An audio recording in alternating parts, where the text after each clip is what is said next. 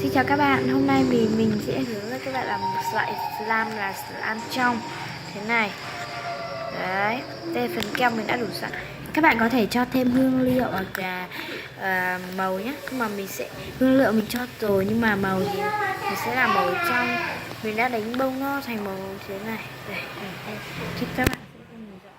Đó. Bây giờ cho nước bằng như yêu cầu của loại kem. Mình cho nước rồi mình khuấy đều lên nhé.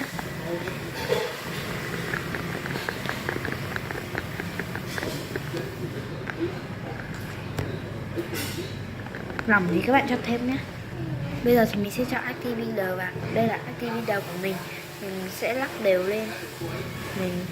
Đầu tiên mình sẽ cho một giọt trước và khuấy đều lên nhé.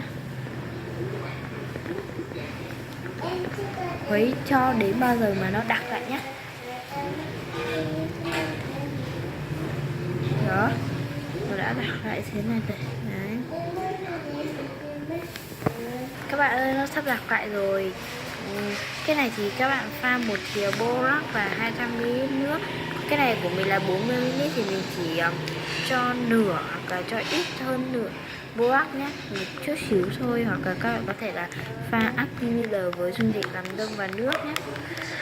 Bây giờ thì mình sẽ làm cho nó đặc hơn. Bây giờ nó đã đặc hơn, bây giờ mình sẽ làm đất dính nhé. Thế là mình đã làm xong slime trong rồi các bạn ơi. Slime này khá dẻo và thích. Các bạn có thể trang trí cho thêm màu hoặc là không. Nó rất là đẹp. Các bạn sẽ để trong 1 đến 2 ngày, nhớ đóng nắp và hoặc là để ngoài trong 1 đến 2 tiếng. Các bạn có thể để 1 đến 2 tuần nhé. Các bạn để càng lâu thì càng trong thôi. Đấy. Cái này thì khá là bông và có mỡ. Đó, để lâu nhá. Bây giờ kênh của mình đến đây cũng là hết rồi. Đừng quên like, share cho kênh của Tuấn Ngọc nhé. Bye bye.